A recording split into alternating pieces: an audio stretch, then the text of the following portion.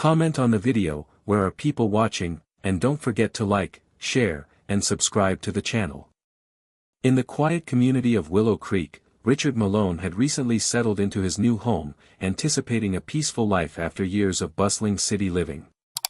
His delight, however, was short-lived. Within days of moving in, Richard began receiving a series of notices from the local Homeowners Association, HOA, a group he was unaware his home was subject to. The notices, each more petty and trivial than the last, claimed violations ranging from the length of his lawn grass to the incorrect disposal of recycling. The correspondence was marked with the authoritative insignia of the Willow Creek Community Association, each letter more demanding and severe. These so-called violations came with fines that started small but quickly escalated, threatening further action if not promptly resolved. Richard, puzzled and frustrated, scrutinized his property deeds and documents only to confirm what he initially believed: his property was not part of any HOA jurisdiction. The fines seemed particularly absurd given Richard's meticulous nature. His lawn was always immaculately trimmed, and his recycling bins were sorted with precision. It became evident that these were not legitimate grievances but rather fabricated charges aimed at harassing him. Each notice bore the name of the HOA president, Eleanor Voss, a name that quickly became synonymous with unwarranted authoritarianism in Richard's view. Richard's attempts to contact Eleanor and resolve these misunderstandings were futile. Calls went unanswered, and letters were returned unopened. The situation escalated when a final notice arrived, stating that if the fines were not paid, legal action would be pursued. The stress of these baseless accusations began to take its toll on Richard, casting a shadow over his new home's warm glow. One brisk morning, as Richard was tending to his garden, he was approached by Eleanor Voss herself. With an air of condescension, she handed him another notice of violation.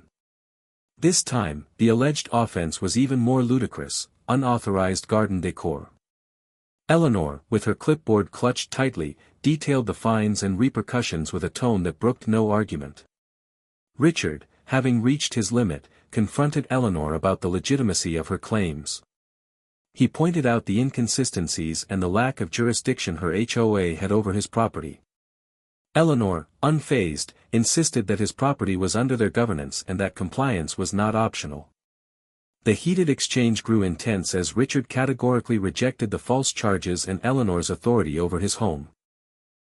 Eleanor threatened further penalties and left with a promise that the matter would be escalated to legal channels. Richard, determined not to be bullied into submission, decided to investigate the legality of these charges and Eleanor's authority. His resolve solidified: he would not bend to the whims of a tyrannical HOA president who seemed to thrive on control and intimidation. The confrontation with Eleanor had ignited a fire within Richard. He began meticulously gathering all communications and notices from the HOA, documenting every false charge and unfounded claim. Armed with his evidence, Richard sought legal counsel to dispute the HOA's authority over his property. In his meeting with the lawyer, Richard laid out his case, presenting the detailed logs and correspondence that highlighted the absurdity and frequency of the fines. His lawyer, intrigued by the audacity of the HOA's claims, agreed that Richard's property was not part of the HOA and that Eleanor's actions were overreaching at best and potentially illegal at worst. Empowered by legal support, Richard drafted a formal letter to the HOA, denying their claims and demanding a cessation of all harassment. He cited the specific legal boundaries that Eleanor had crossed and warned of potential legal repercussions if the harassment did not stop immediately. As days passed, the atmosphere around Richard's home grew tense. He noticed unusual activities, like unfamiliar cars parked near his home at odd hours, and he suspected that Eleanor was not going to retreat quietly. Despite the unnerving developments, Richard remained steadfast, prepared to defend his rights and his home from the baseless tyranny of a fabricated HOA authority. In the days following his defiant correspondence with Eleanor Voss, Richard Malone's quiet life in Willow Creek was abruptly shattered by a series of disturbing events. One early morning, while Richard prepared his coffee and surveyed his cherished garden, once his sanctuary of calm, he discovered that the front yard had been deliberately vandalized. The once pristine flower beds were trampled, and decorative stones had been scattered with malicious disregard. His prized lavender bushes were defaced by crude graffiti, a scrawled warning that underscored the cruelty behind these acts. This devastation was not random, it was a targeted message of intimidation meant to unsettle him and, by extension, the community. Richard's heart pounded as he inspected the damage. The vandalism was artfully destructive, a clear statement from those aligned with Eleanor's twisted agenda. Rumors in the neighborhood soon began to circulate like wildfire. Whispers in hushed tones mentioned a fabricated warrant being issued against him for ignoring the impossible fines levied on his property. The notion of a warrant, however fabricated it might have been, was enough to induce fear. Neighbors, once respectful and cordial, now exchanged apprehensive glances every time Richard stepped outside, and the atmosphere was thick with dread. Unable to ignore the escalating threats, Richard took measures to secure his property. He installed security cameras along the perimeter and started documenting every unusual occurrence. It wasn't long before the cameras captured shadowy figures lurking around his garden in the dead of night, individuals concealed by hooded jackets whose deliberate action suggested careful planning. Although the faces were never fully seen, the timing and method of their trespasses strongly implicated that the harassment was orchestrated by forces connected to Eleanor Voss's rogue operations. The constant intimidation began to gnaw at the sense of safety that had once been intrinsic to Willow Creek. Richard could see that the vandalism and the ominous rumors were tools of control, intended to subdue any resistance from those who dared question the authority of the HOA under Eleanor's command.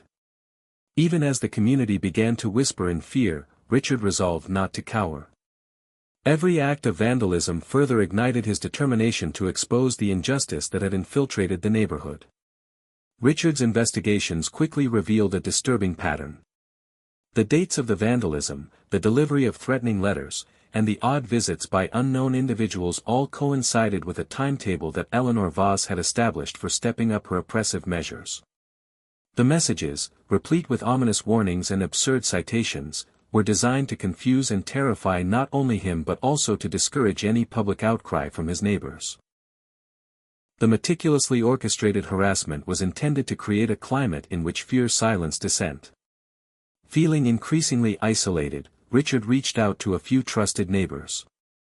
Initially, many had been reluctant to get involved, their voices subdued by the ever-growing specter of retribution. But as Richard presented his documented evidence and shared the disturbing security footage, the cautious whispers transformed into determined murmurs. A small collective emerged, united by a shared determination to reclaim their community from the clutches of tyranny. This grassroots resistance slowly gathered momentum, as others recounted their own encounters with unfounded fines and unjustified property inspections initiated by Eleanor's operatives. The intimidation tactics were no longer isolated acts of vandalism, they had grown into a systematic campaign designed to paralyze community members through fear. Richard realized that the stability and peace of Willow Creek were under siege, and that the well-being of every resident was at stake.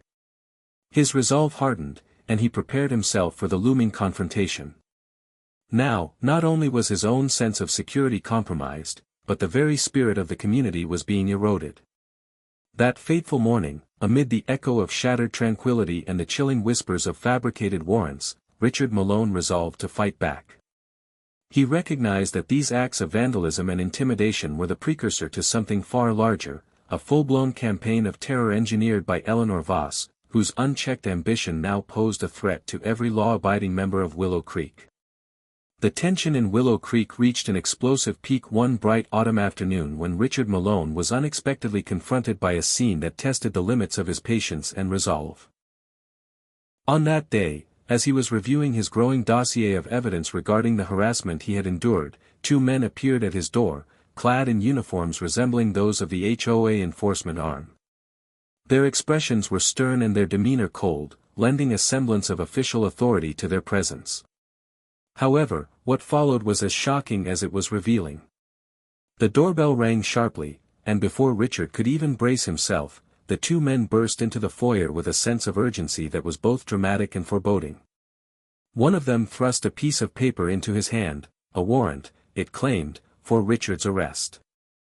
The document was adorned with the same insignia Richard had seen on previous notices and was accompanied by stern warnings about the consequences of defying the HOA's orders. In that disquieting moment, Richard's heart raced. He had heard rumors of such tactics, but nothing could have prepared him for the actual confrontation. As the two men began to recite a litany of fabricated violations, it became increasingly obvious that the entire procedure was nothing more than an elaborate ruse. With a calmness that belied the chaos of the moment, Richard slowly reached for his concealed identity badge, a symbol of his true position and authority. In a firm and resolute tone, he declared, "I am Richard Malone, a United States Marshal." The words reverberated through the room, stalling the would-be enforcers in mid-sentence.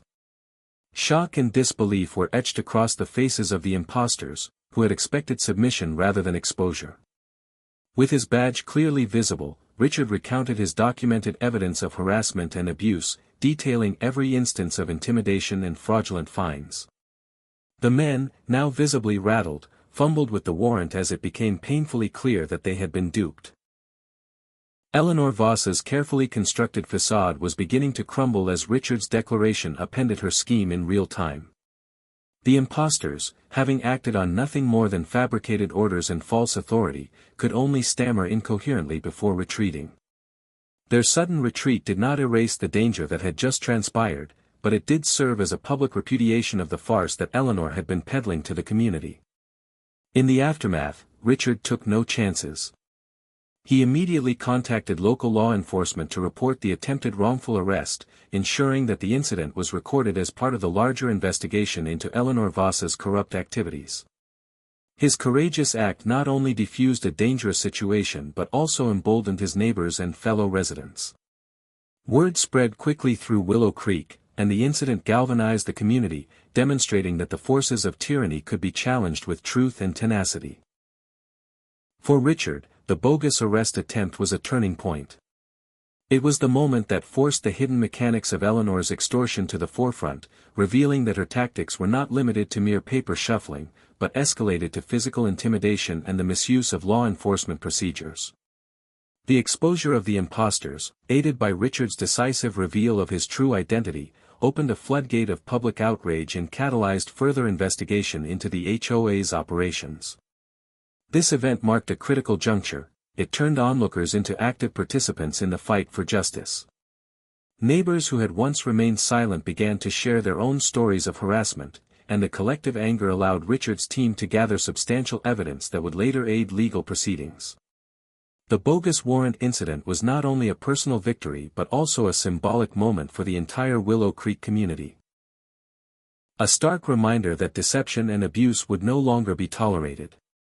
In the weeks that followed, the incident was discussed in every household, served as a rallying cry against Eleanor Voss's regime, and became a key piece of evidence as the legal authorities began to unravel her vast network of corruption.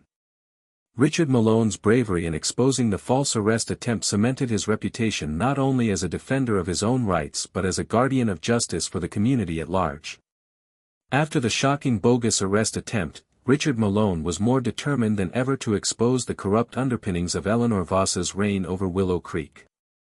His journey to uncover the full extent of the fraud began with a deep dive into the administrative records and financial files that had long been kept hidden behind the polished veneer of the Homeowners Association. Richard began by collecting every document and notice that had been served to him and his neighbors.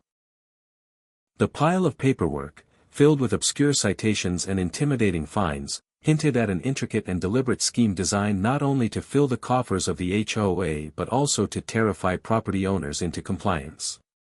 Determined to leave no stone unturned, Richard enlisted the help of a trusted accountant from a neighboring town, whose expertise in forensic auditing revealed patterns that were impossible to ignore. In what he later described as a painstaking but necessary investigation, Richard discovered that the fines levied by Eleanor Voss's administration were not based on any verifiable violations.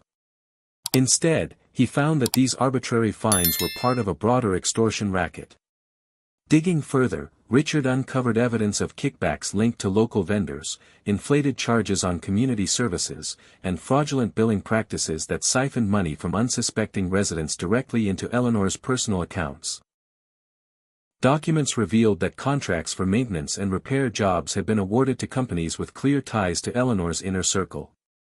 The audit uncovered alarming discrepancies in the budget reports, sums of money that appeared and disappeared without a trace, and payments made for work that never actually took place. Richard realized he had stumbled on a highly organized network of corruption, one that exploited the trust and vulnerability of the community. As the evidence piled up, Richard decided to take action. He convened a small group of affected homeowners, presenting his findings in a series of confidential meetings held in the back room of a local community center. The revelations were met with shock and indignation. Many residents had no idea that they were being systematically overcharged and manipulated through fraudulent fines. What emerged from these meetings was a collective resolve to bring the operation into the light. Richard and his allies gathered testimonials from neighbors who had received inexplicable bills, copies of notices, and even security footage that documented the intimidating visits by Eleanor's agents. Together, they created a meticulously organized dossier that detailed every instance of financial malpractice and abuse of power. The assembly of such overwhelming evidence marked the turning point, enabling them to contact legal authorities and independent auditors. Local law enforcement, initially skeptical of the claims, soon became convinced by the thorough documentation provided by Richard. With support from the district attorney's office, a formal investigation into the HOA's activities was launched. Eleanor Voss's long-practiced secrecy was crumbling, the once imposing facade of control was yielding to the relentless scrutiny of justice. Throughout the investigation, Richard maintained a stoic presence amid rising tensions and occasional threats from those loyal to Eleanor. His unwavering determination not only fortified his own resolve but also galvanized the community. For many in Willow Creek, Richard had transformed from a lone victim into a beacon of transparency and accountability. In his quest to expose the fraud, he was not simply fighting for himself but for every resident who had been exploited and intimidated. The exposure of the fraud network had far-reaching implications. It illuminated how a single individual, wielding unchecked power, could orchestrate a vast web of deceit and extortion. The investigation's progress signaled a watershed moment for Willow Creek, as residents prepared to reclaim their community from the grips of corruption. With the evidence now in the hands of legal authorities, the stage was set for a dramatic confrontation with Eleanor Voss and her cronies. As the investigation advanced, the legal consequences of Eleanor Voss's fraudulent actions became inevitable. With mounting evidence of extortion, financial malfeasance, and intimidation, Richard Malone found himself at the center of a legal storm that would reshape Willow Creek's future. The community, once paralyzed by fear, began to rally around him, insisting that justice be served. The court proceedings were set in motion quickly. Local prosecutors, bolstered by the extensive documentation Richard and the homeowner coalition had assembled, charged Eleanor with a series of criminal offenses. The charges ranged from fraud and extortion to impersonation and vandalism related to the intimidation campaign. The courtroom became the battleground where Richard's evidence was pitted against the elaborate facade of the HOA's authoritarian rule. During the trial, Richard's calm testimony stood in stark contrast to the frantic admissions of the HOA's enforcers. His detailed account of the myriad abuses, complete with photographs, financial records, and video evidence, left little doubt about the extent of Eleanor's corruption. One key moment was his presentation of the audio-visual recordings that documented shadowy figures vandalizing his property, an incontrovertible demonstration of the intimidation tactics that had plagued him and his neighbors. The prosecution built a compelling narrative, illustrating how Eleanor had exploited her position to create an environment of fear and submission. Eyewitnesses, emboldened by Richard's example, came forward to testify about their own experiences of harassment, unfair fines, and intrusive inspections. Their testimonies provided a human face to the extensive documentation and added emotional weight to the charges. In a dramatic climax to the trial, the jury deliberated for only a few days before returning a verdict that left the courtroom in stunned silence. Eleanor Voss was found guilty on multiple counts, her actions condemned as a gross abuse of power. The sentence, heavy and uncompromising, was designed to serve as a deterrent against any future attempts to manipulate community governance for personal gain. Richard Malone's role in the trial earned him widespread recognition. He was lauded not only for his bravery but also for his commitment to justice and community service. His actions had exposed a network of deceit that had reaped illicit profits at the expense of innocent homeowners. The verdict was celebrated as a victory for transparency and accountability, a clear repudiation of the tyranny that had once gripped Willow Creek. In the aftermath of the trial, the community did not immediately return to normalcy.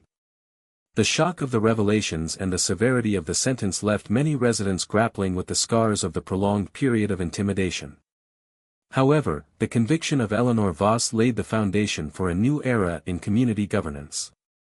Legal reforms were swiftly proposed to ensure that no single individual could ever again consolidate so much power over an entire neighborhood.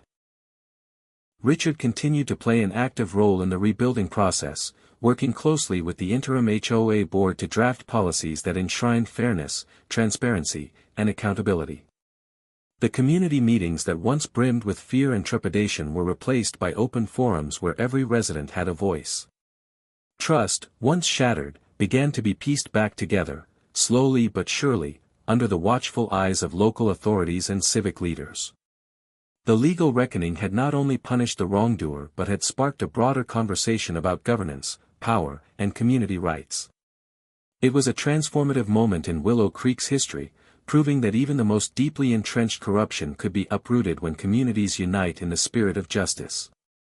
In the months following the legal proceedings, Willow Creek experienced a renaissance, a transformation from an atmosphere of fear into one of hope and renewal.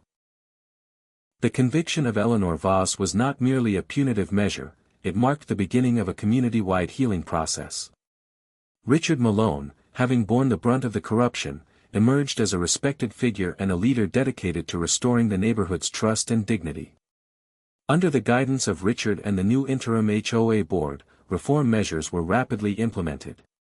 New policies were enacted to ensure transparent financial practices and checks on administrative authority. The community, once subdued by intimidation, now embraced a spirit of democratic participation.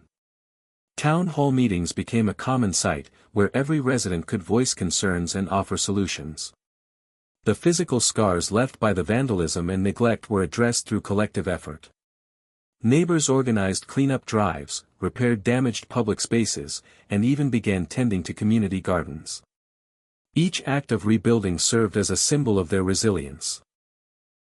Proof that the damage inflicted by abuse of power could, with time and cooperation, be healed. Richard's personal journey was reflected in the broader transformation. No longer seen solely as a victim, he was now considered a champion of justice, an emblem of the community's fight against corruption. His actions had demonstrated that standing up for one's rights could lead to profound change, inspiring others to take action against injustice, no matter how daunting it might seem. Moreover, the saga of Willow Creek became a cautionary tale that extended beyond its borders. Local media covered the story extensively, and it sparked discussions in neighboring communities about the importance of transparent governance and citizen involvement in local affairs. The public acknowledgement of systemic abuse served as a powerful deterrent against similar practices elsewhere. As the community emerged from its long winter of oppression, celebrations of renewal grew. A large community festival was organized in the town center, symbolizing a fresh start and the re-establishment of trust between residents and local leadership. Speeches were made, and Richard was honored for his relentless pursuit of justice. In his address, he reminded everyone that vigilance and unity were the true cornerstones of a free and fair society. Willow Creek's journey from a place of shadowed fear to one of open collaboration became a beacon of hope, a message that even in the face of overwhelming abuse, justice and truth could prevail. Richard Malone's legacy, intertwined with the community's rebirth, was a testament to the enduring power of collective action. As the sun set on that hopeful day, a renewed sense of optimism pervaded every corner of Willow Creek, promising a future built on transparency, respect, and unity.